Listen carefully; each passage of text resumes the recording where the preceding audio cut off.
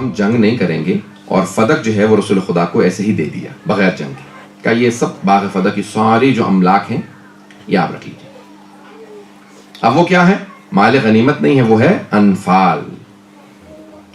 اب اس پہ کسی کا حق نہیں ہے، صرف رسول خدا صلی اللہ علیہ وسلم کا حق۔ وہ جو ہے نا سارے مجمع کی میرے ساتھ تو عزیزان گرامی، جناب امیر علیہ السلام نے اس وقت جو ہے وہ جب دیکھا کہ باغ فدق جناب ختنی مرتبت کو دے دیا گیا ہے، تو جناب ختنی مرتبت نے اس آیت کے نزول پہ، اس آیت کے نازل ہونے پہ کہ وَآتِ ذِی الْقُرْبَىٰ حَقَّهُ، اور اپنے قرابت داروں کو ان کا حق ادا کر دیجئے، تو انفال تھا باغ فدق، تو آپ نے فوراً وہ جناب سیدہ کو اپنی زندگی میں دے دیا، اور اس کا بہرحال بہت بڑا بجٹ تھا، بہت بڑا باغ ہے، ابھی بھی باغ کے آثار باقی ہیں، اور اس پورے باغ سے جو جنگوں کا خرچہ تھا جو چلتا تھا، بے انتہا فقراء کی مدد کرتے تھے جناب امیر جناب سیدہ نے جناب امیر سے کہا کہ وہاں پہ میری طرف سے نوکر چاکر وہاں پہ رکھ دیجئے جو کہ اس کی باغ کی دیکھ بھال کرتے رہیں، اور اس کے بہرحال کام باغ کے بہت زیادہ ہوتے ہیں۔ تو جناب گرامی وہاں پہ مولا نے اپنے ملازم رکھے، کام ہونے لگا، وقت گزرتا رہا، جناب ختنی مرتبت کا 11 ہجری میں وصال ہوا، اور اس کے بعد اب پھر باغ فدق کا مسئلہ فوراً چھڑا۔ جیسے ہی صحیح بخاری کے اندر الفاظ یہ ہیں کہ جیسے ہی جناب ختنی مرتبت کے بعد خلافت پہلے خلیفہ کے ہاتھوں میں چلی گئی، تو اس نے فوراً وہاں سے کہا کہ باغ فدق سے ملازمین کو ہٹا دیا جائے جناب امیر علیہ السلام کے، میرے جو کارندے ہیں وہ وہاں چلے جائیں اور وہاں پہ وہ کام کریں اور اس کے اوپر قبضہ کر لیں، اور آئندہ جو بھی اس کی انکم ہوگی، جو آمدن ہوگی اس کی، وہ حکومت کے کھاتے میں آئے گی، مجھے ملے گی، اور جناب امیر علیہ السلام کو جناب سیدہ کو محروم کر دیا جائے۔ بس یہ سننا تھا۔ بی بی نے فوراً کسی کو بھیجا کہ کیا بات ہے، تم نے میرے ملازموں کو وہاں سے کیوں ہٹایا ہے اور یہ باغ فدق پہ تم نے قبضہ کر لیا؟ تو انہوں نے پیغام بھیجا کہ نہیں، آپ کا نہیں ہے، یہ پیغمبر اسلام نے مجھ سے کہا تھا کہ یہ میں لے سکتا ہوں۔ بس پھر بی بی نے سب کو جمع کیا، اور پھر باقاعدہ ایک خواتین کا جھرمٹ، قریش کی جو جتنی بھی وہ بنی ہاشم کی خواتین تھیں، قریش کی جتنی بھی مسلمان خواتین تھیں، سب کو جمع کیا، کہا کہ میں اپنا حق مانگنے کے لیے جانا چاہتی ہوں۔ عزیزان گرامی، ابھی میں نے پوری تمہید باندھی، اس سے میں آگے بڑھنا چاہتا ہوں کہ یہاں جناب سیدہ سلام اللہ علیہ نے سب کو جمع کیا، اور اب بحثیں یہاں پہ ایک تو ہے فے یا انفال کی، انفال یا فے، یہ دو اصطلاحات قرآن کے اندر، کہ وہ صحابہ کا نہیں ہے، صرف رسول خدا کا ہے، اور پیغمبر اسلام نے جناب سیدہ کو دے دیا۔ جناب سیدہ نے ساری مستورات کو جمع کیا اور چلنے لگی۔ مورخین نے واقعے کو سب نے لکھا، شیعہ سنی سب مورخین نے لکھا کہ جناب سیدہ نے اپنی جو ابا تھی وہ سر پہ لی اور فوراً سب کو جمع کیا، ساری چاروں طرف مستورات ہیں، سب سے کہا میرے ساتھ چلو، میں جا کے مطالبہ کرنا چاہتی ہوں۔ اس سے پہلے کہ میں بات کو آگے بڑھاؤں، یہاں پہ روک کے ابن ابی الحدید معتزلی، نام سن رکھا ہوگا آپ لوگوں نے، جنہوں نے نہج البلاغہ کی شرح لکھی ہے، شرح نہج البلاغہ 20 جلدوں میں لکھی ہے، اور ان کے استاد تھے، وہ کہتے ہیں میں نے اپنے استاد سے سوال کیا ابن ابی الحدید معتزلی نے کہ کیا ایسا مسئلہ تھا کہ پہلے خلیفہ نے بی بی کو فدق کا مطالبہ کرنے کے باوجود بھی باغ فدق واپس نہیں کیا، ایسا کیا مسئلہ تھا؟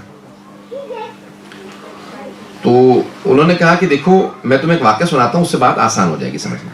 کہا کیا تھا؟ کہا کہ ایک کلاس روم میں کئی بچے بیٹھے ہوئے تھے،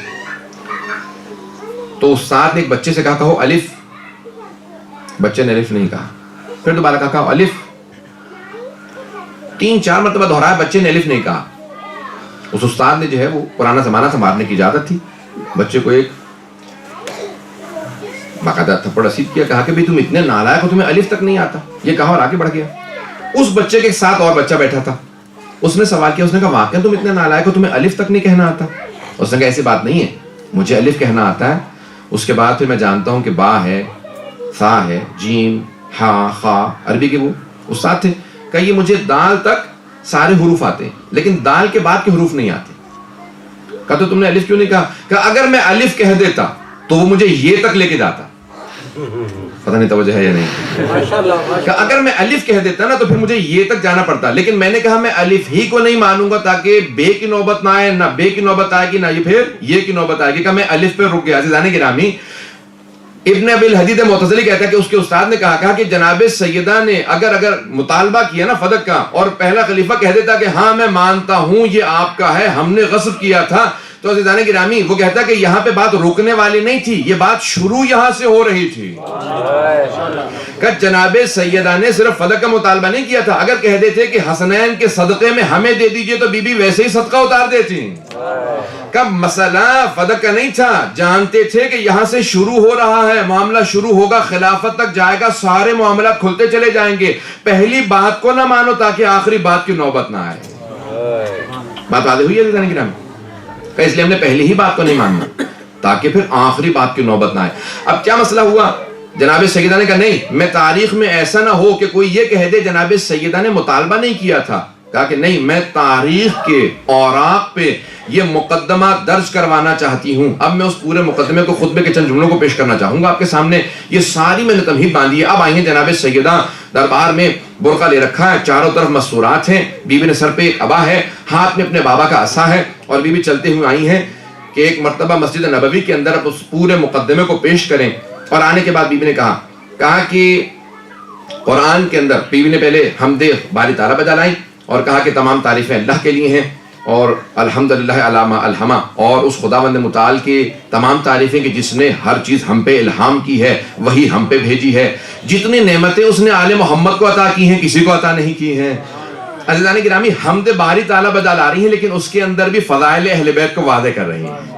عزیزان گرامی وہاں پہ بی بی نے ایک مقدمہ پیش کیا اور اس کے بعد کہا کہ اس خداوند متعال نے جب ہر طرف ظلمت تھی، تاریکی تھی، چاروں طرف کفر ہی کفر تھا، شرک ہی شرک تھا، اس خداوند متعال نے میرے بابا کا انتخاب کیا.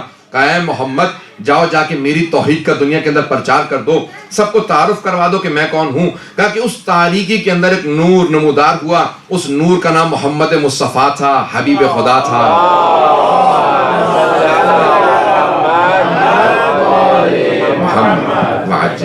خطبہ سننے کے موڈ میں ہیں آپ لوگ عزیزان گرامی؟ بی بی نے اس خطبے کے جملوں کو شروع کیا اور کہا کہ دیکھو اے عربو، تم لوگ جانتے ہی نہیں تھے پاکیزگی کیا چیز ہے. وہ جو بارش کا پانی جمع ہو کے گودالوں میں کھڑا ہو جاتا، زمین میں گڑھے ہوتے ہیں نا، جب بارش ہوتی ہے تو گڑھوں میں پانی کھڑا ہو جاتا ہے، کہ وہ جو پانی گودالوں میں کھڑا ہو جاتا تھا تم اس جمع شدہ پانی کو پی لیا کرتے تھے. میرے بابا نے تمہیں بتایا پاکیزگی کیا چیز ہے. کہ میرے بابا نے بتایا کہ دیکھو زمین میں کنویں کھودے جا سکتے ہیں، آب زمزم کو جاری کیا. کہا ہر چیز کی پاکیزگی میرے بابا نے سمجھائی. کہا کہ دیکھو تم لوگ کچھ نہیں جانتے تھے، جب سارے کے سارے دنیا کے بھیڑیے جمع ہو جاتے تھے، بی بی نے الفاظ استعمال کیے ہیں کہ جو بھیڑیے وولفز، اب مجھے نہیں معلوم جرمن میں کیا کہتے ہیں، کہ جتنے بھی بھیڑیے گورگ، ہاں یہ سارے کے سارے حملے کرتے تھے نا تم پہ، تو تم سب کے سب چاروں طرف سے ترس کھا کے ڈر کے بیٹھ جاتے تھے کہ وہ میرے ابن عم تھے، علی ابن ابی طالب تھے. کہ جتنے عرب کے بھیڑیے تھے جب وہ حملے کرتے تھے تو ایک اللہ کا شیر تھا، علی ابن ابی طالب. سارے عرب کے بھیڑیوں کے سروں کو توڑنے والا اللہ کا ایک شیر تھا جس نے تم میں سے کبھی کسی کو زحمت نہیں دی. جب تمہارے سروں پہ پرندے بیٹھے ہوتے تھے تم ہلنے کی کوشش نہیں کرتے تھے. وہ ایک علی تھے جو کھڑے ہوتے تھے، ہر عرب کے سر کو توڑ کے بتاتے تھے میں اللہ کا بھیجا ہوا شیر ہوں. اب جناب خاتون جنت نے تعارف کروایا، پہلے اپنے بابا کا تعارف کروایا. کہا کہ ہر تاریخ کے اندر کہا اگر ایک نور نظر آ رہا تھا وہ حبیب خدا کا نور تھا. انہوں نے قرآن کو اس طرح سے پہنچایا جس طرح پہنچانے کا حق تھا. واجبات کو اس لیے دیا تاکہ تم اپنے آپ کو تقویت دے سکو، نماز کو واجب قرار دیا تاکہ تکبر سے بچ سکو، روزے کو واجب قرار دیا تاکہ تمہاری صحت بحال ہو سکے، زکوٰۃ و خمس کو واجب قرار دیا تاکہ تمہارے رزق میں نمو ہو، تمہارا رزق آگے بڑھے، برکت کا سبب بنے، حج کو واجب قرار دیا تاکہ پوری دنیا کے اوپر مسلمانوں کا روب بیٹھ جا کے اتنے مسلمان ہر سال جمع ہو جاتے ہیں. عزیزان گرامی بی بی نے ساری عبادات کے فلسفے کو سمجھایا ہے کہ مسلمانوں کی عزت کی خاطر جہاد کو واجب قرار دیا، کہ جہاد کے اندر سب سے بڑے مجاہد کا نام علی تھا. عزیزان گرامی بی بی تعارف کروا رہی ہیں کہ جب سارے کے سارے ظلمت و تاریکیوں کے اندر جب ہم اہل بیت علیہ السلام کی ولایت کو واجب قرار دیا تو وہ تمہیں فرقہ واریت سے بچانے کے لیے. عزیزان گرامی اگر آج بھی فرقہ واریت سے بچنا ہے تو اہل بیت کو مان لیں کہ ہم اہل بیت کی ولایت کو واجب قرار دیا کہ دیکھو فرقہ واریت سے بچ جاؤ. امان من الفرقہ، امان ہے، فرقہ یعنی تفرقے سے، فرقہ بازی سے، کہ فرقہ بازی سے بچانے کے لیے اللہ نے ہماری ولایت کو تم پہ واجب قرار دیا. عزیزان گرامی اب بی بی نے خطبہ دینا شروع کیا اور پھر ایک مرتبہ بی بی نے مجمع کو خطاب جب کر رہی تھی ہر مجمع کا آدمی بہت روب سے سن رہا تھا. سناٹا ایسا تھا کہ اگر کوئی سوئی گر جائے تو محسوس یہ ہو کہ یہاں پہ آواز آنے والی ہے. عزیزان گرامی جب بی بی چل رہی تھی نا تو زمین قدموں کے بوسے دے رہی تھی, آسمان سے لبیک کی آوازیں آ رہی تھی, سارا مجمع اس طرح سے چھٹ رہا تھا جیسے عصمت کبریٰ کا پیکر ہو. جیسے ہی جناب خاتون جنت مسجد نبوی میں آئے تو سارے مجمع پہ ایک روب طاری تھا, نگاہیں زمین پہ گڑی ہوئی تھی, محسوس یہ ہو رہا تھا میدان محشر میں اللہ نے بلوایا. عزیزان گرامی اس مقام پہ جناب خاتون جنت نے جب خطبہ دیا, اب ہر آدمی گواہی دے رہا تھا کہ آج ہمیں دوبارہ رسول خدا کی یاد تازہ ہو گئی ہے. جس طرح حبیب خدا خطبے دیتے تھے, آج خاتون جنت ویسا ہی خطبہ دے رہی ہے. بی بی کی فصاحت و بلاغات النساء کتاب کے اندر سب سے پہلے بی بی کا خطبہ درج کیا گیا. عزیزان گرامی بی بی نے بہت فصیح و بلیغ خطبہ دیا. اس خطبے کے اندر بی بی نے جملے کہے, اور جملوں میں کہنے کے بعد ایک مرتبہ بی بی سارے مجمع کو مخاطب ہونے کے بعد ایک مرتبہ جو ممبر پہ یا تخت پہ بیٹھا تھا, ممبر تب تک ممبر ہے جب آل رسول کے پاس ہو, اور پھر اگر آل رسول سے چھین لیا جائے تو پھر ممبر نہیں رہتا, تخت بن جاتا. عزیزان گرامی بی بی نے فوراً تخت کی طرف رخ کیا اور ایک مرتبہ مخاطب ہو گیا, یبن ابی قحافہ. عزیزان گرامی عجیب انداز ہے, 18 برس کا سن ہے بی بی کا, لیکن خطبے کا انداز یہ ہے کہ کائنات کی ملکہ کلام کر رہی ہے. کہ یبن ابی قحافہ, اے ابو قحافہ کے بیٹے, جیتا بشیء فریہ, کیا تو اسلام کے اندر نئی بدعت کو لے کے آیا ہے؟ کیا ترث ابوک ولا ارث ابی, کیا تو اپنے باپ کا وارث ہے, میں اپنے بابا کے وارث نہیں ہو سکتی؟ اللہ اکبر. بی بی کا کیسا انداز ہے. اور فوراً بی بی نے خطبہ شروع کیا. بی بی نے کہا دیکھ, ہر انسان اپنے ماں باپ کا وارث ہوتا ہے, کہ میں اپنے بابا کی وارث ہوں. تو بی بی نے میراث کا مقدمہ کیا. دوسرا بی بی نے انفال اور فے کا مقدمہ کیا. تیسرے بی بی نے خمس کا. کہا کہ کسی ایک کو بھی رد کرے تو باقی دونوں باقی ہیں. عزیزان گرامی بی بی نے سارے کے سارے مقدمے دائر کر دیے. پتہ نہیں میں واضح کر پایا ہوں یا نہیں. کہ اگر خمس کو مانتا ہے تو میں رسول خدا کی قریبی ترین ہوں, قرابت دار ہوں. اگر فے اور انفال کو مانتا ہے تو رسول خدا نے اپنی زندگی میں مجھے دے دیا باقی فدق. اور تیسرے اگر میراث کو مانتا ہے تو اپنے بابا کی صرف میں ایک وارث ہوں. اگر اور بیٹیاں ہوتی تو وہ بھی کہتی کہ ہم بھی موجود ہیں. عزیزان گرامی کسی اور کا نہ بولنا اس بات کی علامت ہے کہ جناب خاتون جنت صرف ایک ہی وارث تھی. صلوات پڑھیں محمد وعلی محمد.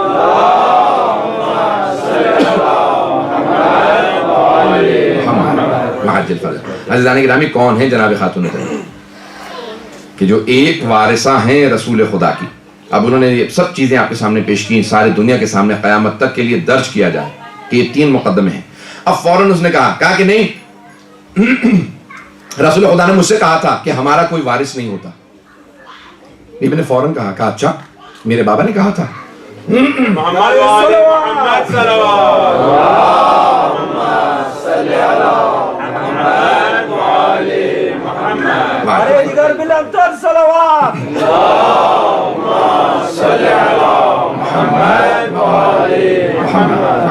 عزیزان گرامی بی بی نے فوراً کہا کہ آیا ہر مومن اپنے باپ کا وارث ہے تو پھر میں اپنے بابا کی وارث کیوں نہیں؟ کہا کیونکہ آپ کے بابا نے مجھ سے کہا تھا کہ نحن معاشر الانبیاء لا نرث ولا نورث یا نورث, ہم قوم انبیاء نہ کسی کے وارث ہوتے ہیں نہ ہمارا کوئی وارث ہوتا. توجہ ہے مجھ میں کہ میرے ساتھ؟ اب اس نے جواب یہ دیا, کہا کہ نہ ہم کسی کے وارث ہوتے ہیں, نہ نبی کسی کا وارث ہوتا ہے اور نہ ہی نبی کا کوئی وارث ہوتا. بی بی نے کہا کہ تو ہر بات پہ مجھ سے گواہ مانگتا ہے,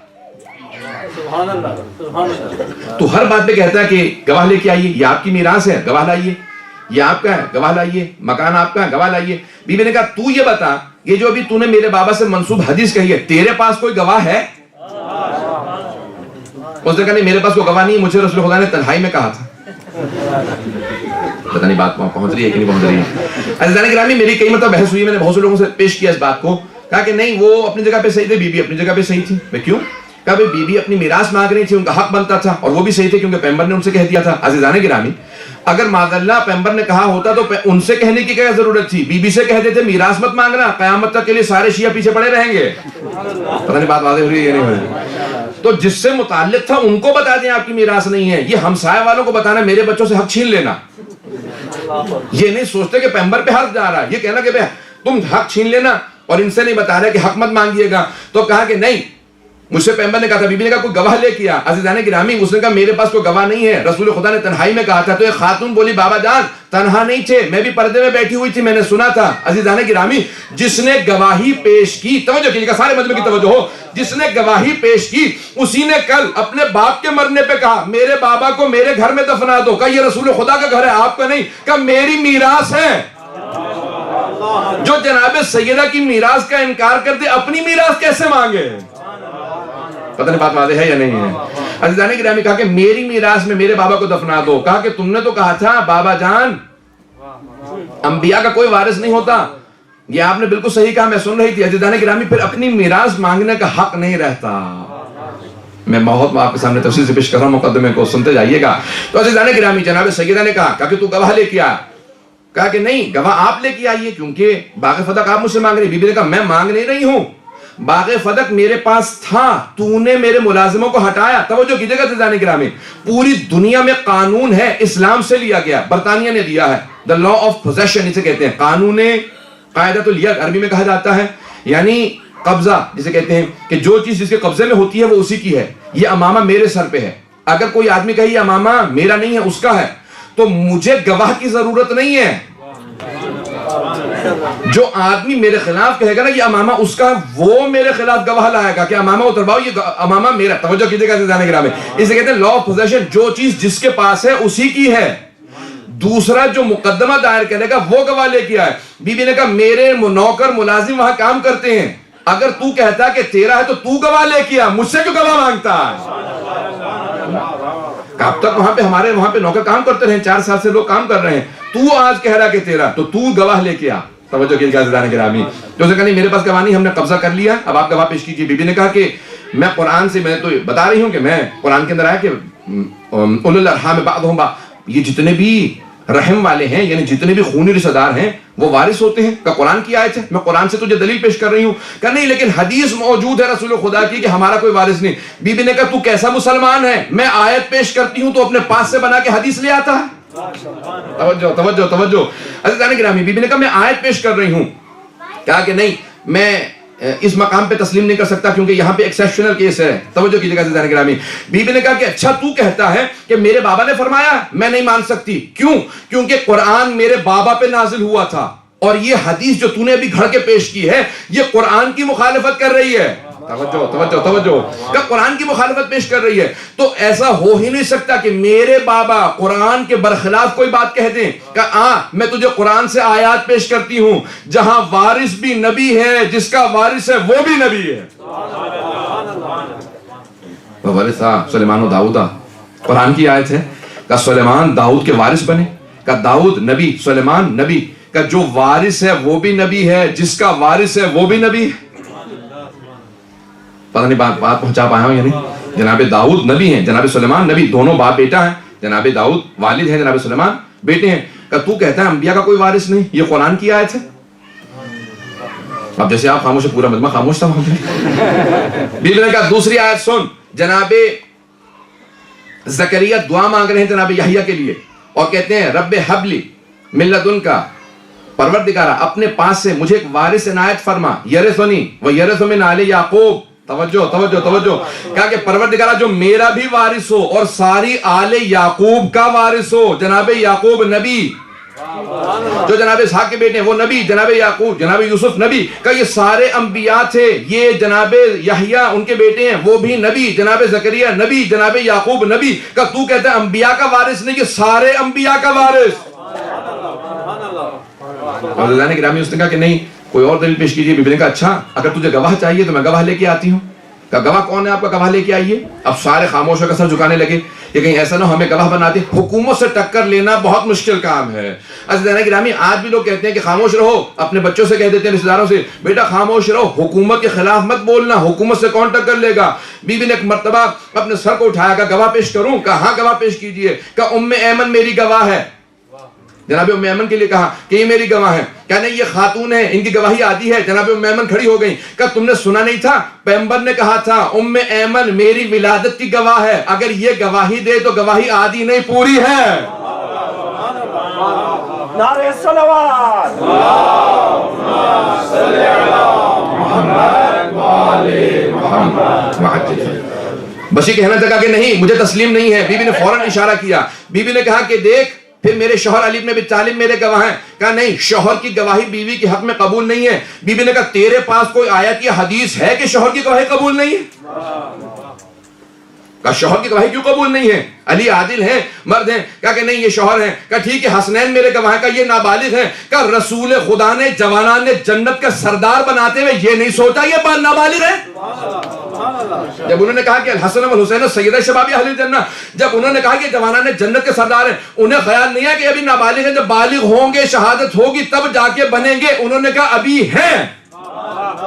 جب ابھی سردار ہیں تو پھر گواہ کیوں نہیں ہے؟ عزیزان گرامی یہ بی بی کا مقدمہ ہے. جناب خاتون جنت ہے.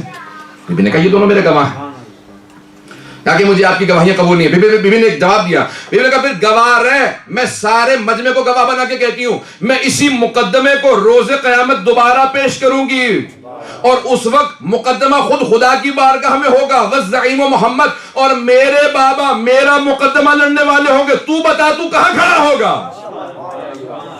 اللہ اکبر. یہ جناب خاتون جنت، یہ خاتون جنت کلام کر رہی ہیں.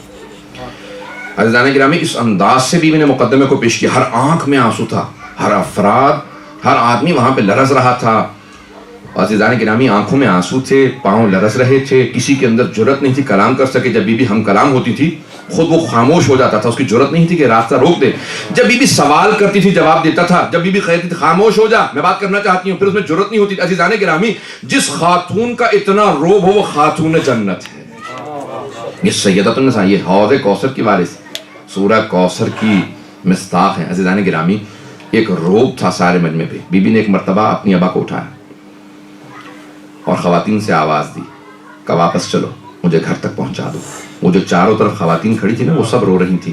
جب بی بی نے آواز دی نا کہ مجھے گھر لے چلو تو مورخین کہتے ہیں کہ مستورات بتا رہی تھی کہ بی بی کے دونوں ہاتھ مستورات کے کاندھوں پہ تھے اور پاؤں زمین پہ خط کھینچ رہے تھے.